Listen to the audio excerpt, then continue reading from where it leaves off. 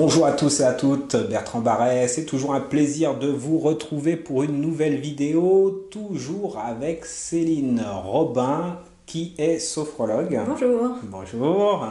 Et donc on va parler de sophrologie, on va parler de 3 éléments extrêmement importants en sophro. Tu nous les rappelles?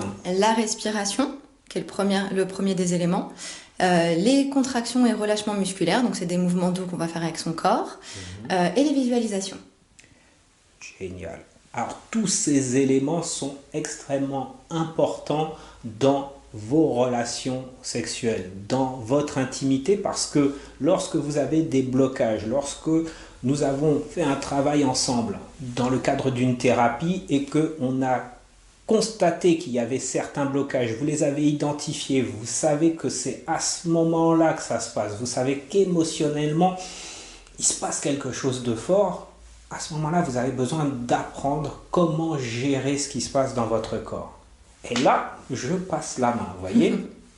Donc, on va travailler sur un élément que tu as cité, c'est la contraction. Oui. Voilà, donc comment justement la contraction va jouer sur les difficultés dans la vie intime, hein. Par exemple, voilà, une personne qui est stressée avant de passer à l'acte parce qu'il a des appréhensions par rapport à sa compagne, il ne sait pas vraiment s'il va assurer. Comment tu peux aider justement ce...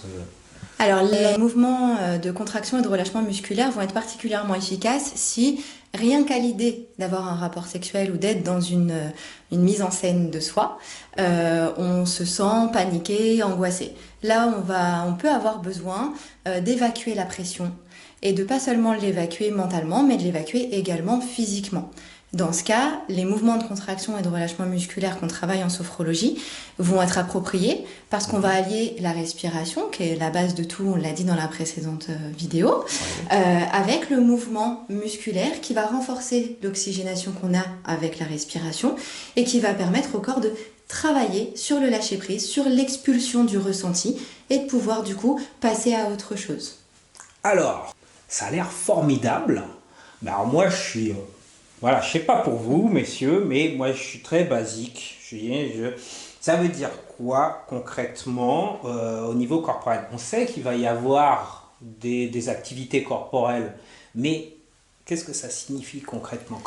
Quelle posture on adopte? Est-ce qu'on le fait avant l'acte sexuel? Après, c'est concrètement, dis-nous. Alors, l'idéal étant de le travailler un petit peu avant. Voilà. Si, comme je vous disais tout à l'heure, si rien que l'idée d'avoir un rapport sexuel, vous vous sentez paniqué ou oppressé, vous pouvez régulièrement faire l'exercice de contraction et de relâchement musculaire pour préparer votre corps à mieux affronter, entre guillemets, ce moment-là, à être plus serein le jour où vous serez face à madame et que vous aurez besoin de mettre en route la machine de façon sereine. Voilà. Donc vraiment, les exercices vont être à faire en amont, le plus régulièrement possible. Ce qui porte ses fruits en sophrologie, c'est la régularité de la pratique pour que vraiment ce soit ancré en vous comme quelque chose d'automatique.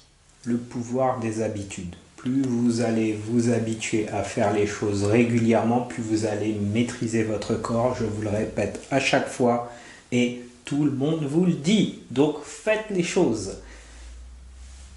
Comment on fait? Comment ça se passe? Tu peux nous montrer un exercice Bien sûr. Donc je vous montre un exercice relativement simple, hein. Les mouvements ne sont jamais vraiment très compliqués. L'idée est bien d'être dans la bonne posture de départ pour ne pas vous faire mal. Donc la tête bien droite idéalement, je vous mets mes cheveux derrière pour que vous puissiez voir au niveau du port de tête. La tête bien droite, les épaules le plus droit possible. Les pieds là vous ne les voyez pas mais idéalement écartés à peu près de la largeur des épaules.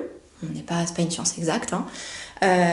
Souple dans les genoux pour ne pas vous contracter sans vous en rendre compte et pas suffisamment souple pour réussir à tenir debout quand même. Donc vous allez pouvoir prendre une profonde inspiration pour vous remplir d'air, garder votre respiration, faire le mouvement musculaire et souffler. Donc pour moi, c'est difficile de vous parler et de garder l'air à l'intérieur de moi, mais vous avez l'idée générale. Donc je vous montre une profonde inspiration. J'arrête de respirer et je vais pouvoir par exemple pomper, faire des mouvements de bas en haut avec mes épaules. Voilà, pour bien garder à l'esprit que je vais enclencher un mouvement qui va me permettre de me nettoyer du stress, me nettoyer du sentiment d'oppression qui s'est emparé de moi rien qu'à l'idée de faire quelque chose. Donc, je fais bien mes mouvements de bas en haut et quand j'en ai marre, quand je sens que ça y est, c'est bon, j'ai bien secoué tout ce qui m'ennuie à l'intérieur, je relâche en ouvrant mes mains et en soufflant. Je laisse du coup sortir tout ce que j'ai à sortir, je reprends une respiration naturelle et je répète une deuxième fois, puis une troisième fois. Le cycle de 3 fois va être important pour que vous puissiez sentir une progression dans les bienfaits. Super. Bon, bah, je crois que vous avez tout ce qu'il faut d'ores et déjà. Vous pouvez le mettre en application immédiatement pour vous détendre. Imaginez, hein, avant d'aller dans la chambre à coucher. Exactement.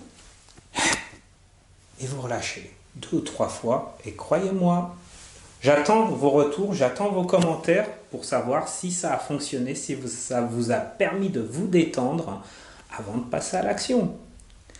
J'espère que vous avez aimé cette vidéo. Je vous invite à la liker, à la partager. Je vous mets toutes les informations dans les commentaires. Et je vous dis à demain pour la suite. Merci à tous. Merci. Bye.